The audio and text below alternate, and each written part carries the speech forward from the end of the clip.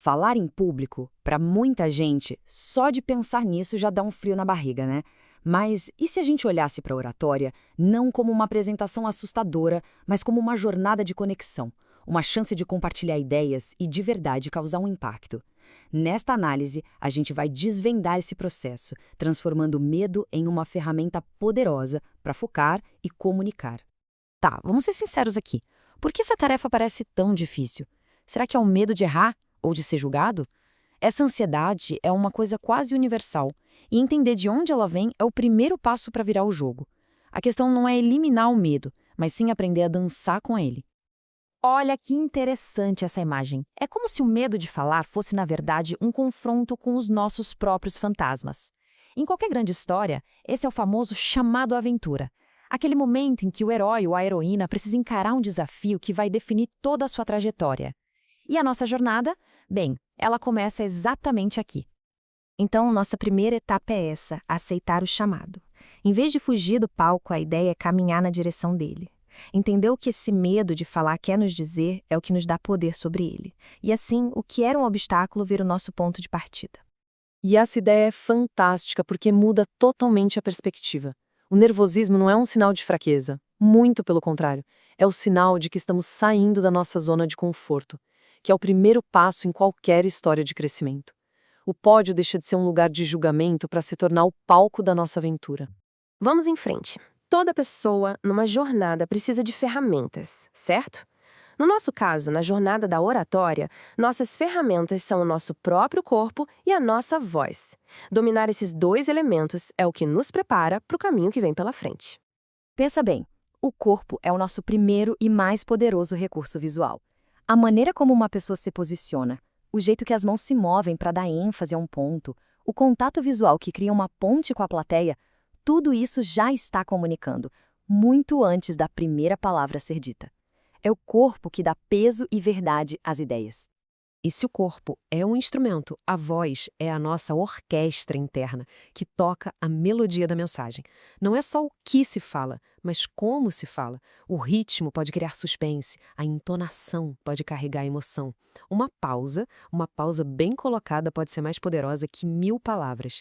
É essa musicalidade da fala que realmente prende a atenção das pessoas. Certo. Com as ferramentas em mãos, agora a gente precisa de um mapa.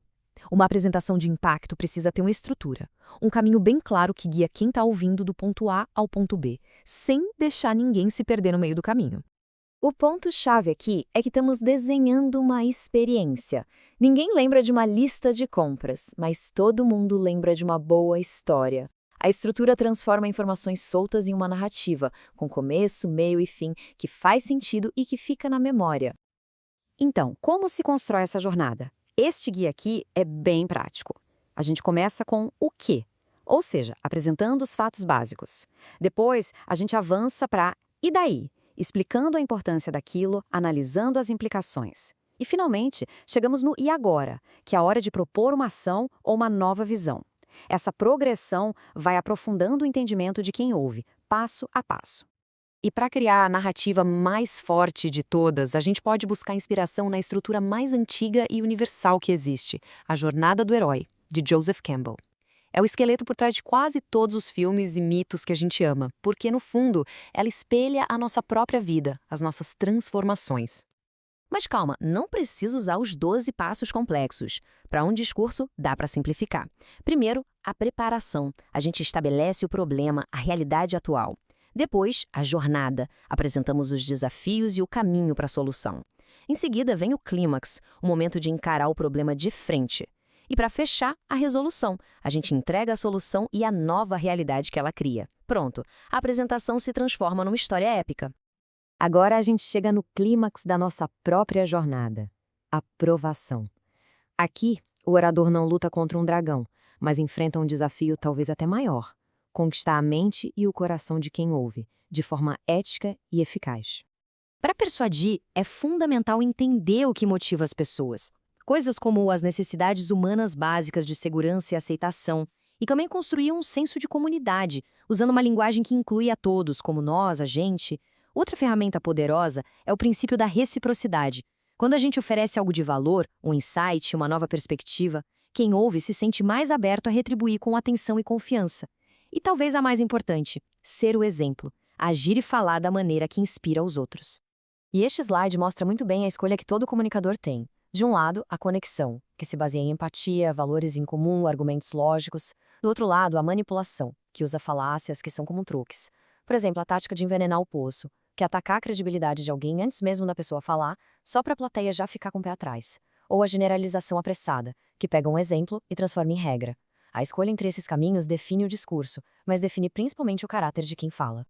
No final das contas, a diferença é bem simples. A manipulação cria divisão, cria desconfiança. Já a persuasão genuína, essa busca um entendimento.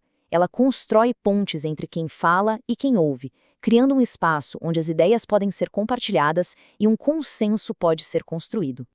E assim, a gente chega ao último ato da nossa jornada. Depois de encarar o medo, dominar as ferramentas e entender o caminho, a gente retorna transformado, com uma nova habilidade e uma nova voz para causar um impacto positivo no mundo. Essa citação resume perfeitamente o coração de tudo que a gente viu. A oratória, na sua melhor forma, não é sobre truques, é sobre arquitetura, é sobre construir algo significativo com as palavras, algo que conecte as pessoas e eleve o nível da conversa. Então, o ponto central é este. Ao subir num palco ou se levantar numa reunião, o objetivo final não é provar que alguém está certo. É abrir uma porta, compartilhar um ponto de vista e construir uma ponte de entendimento. A vitória não está em silenciar os outros, mas em ser ouvido e, principalmente, em criar uma conexão. E assim, a jornada se completa e um novo ciclo começa. Com essas ferramentas e essa nova perspectiva, o pódio não é mais um lugar de medo, mas sim um palco de oportunidades. A pergunta agora não é se é possível falar, mas sim o que precisa ser dito, que história o mundo precisa ouvir.